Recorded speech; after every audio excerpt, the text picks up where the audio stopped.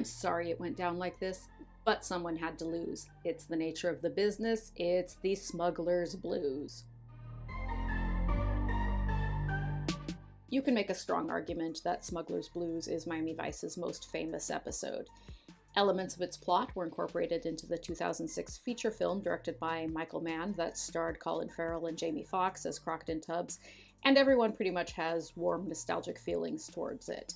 It was directed by television starsky Paul Michael Glaser, and was written by influential poet and playwright Miguel Pinheiro, who, you'll recall, played the villain Calderone in both the season 1 premiere and the two-part episode Calderone's Return. Someone is murdering drug smugglers in Miami by kidnapping their loved ones and strapping them to explosives, and then blowing up both the smugglers and their loved ones as soon as the ransom is paid. The culprit has access to information only found in police files, which suggests they're somehow involved in law enforcement. Castillo and one of his contacts in the DEA, Agent Waters, give Crockett, Tubbs, and Trudy a dangerous and under-the-radar assignment to pose as smugglers and lure the culprit out in the open. Agent Waters is played by 6 Feet Under's Richard Jenkins, who recently received an Oscar nomination for his role in 2017's The Shape of Water. So Crockett and Tubbs look for some way to get to Colombia to buy a bunch of cocaine to smuggle back into the US, while poor Trudy poses as Tubbs' wife and waits around for an explosives-happy murderer to kidnap her. One of Tubbs' undercover connections puts them in touch with a renegade pilot named Jimmy Cole, who is played by the late Eagles frontman Glenn Frey. Frey was in the middle of a robust solo career when this episode aired. His solo hits include The Heat Is On, You Belong to the City, and, of course, Smuggler's Blues. The video for Smuggler's Blues won an MTV VMA.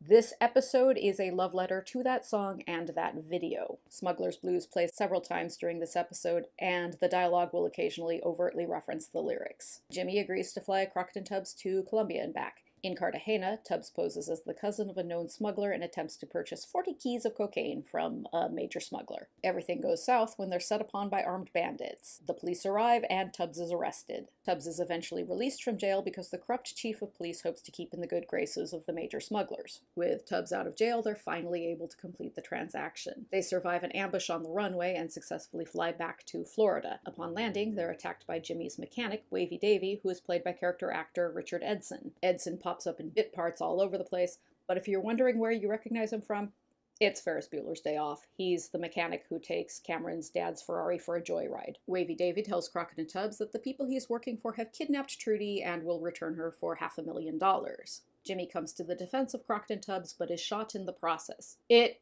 sure looks like he dies, but then there's some looped dialogue where Jimmy insists that he's fine and Crockett yells for an ambulance. I'm guessing Jimmy bit the dust in the original cut of this episode, and then someone at NBC decided it was kind of uncool to kill off Glenn Frey in an episode based on his song, so they brought him back to life in post-production. In any case, Jimmy will not be seen or mentioned in the remainder of this episode, which isn't the tidiest way to deal with his character arc, but let's go with it. So, just as Wavy Davy said, Trudy's been kidnapped, and she's currently tied to a bunch of explosives in a trailer in an unknown location. I'm just going to quickly remind you that this is all according to plan, that Trudy's whole role in this operation is to get kidnapped by murderers and strapped to explosives and hope that the Vice team can find her and defuse the bombs before she's blown to bits. Luckily for Trudy, that's exactly how this plays out.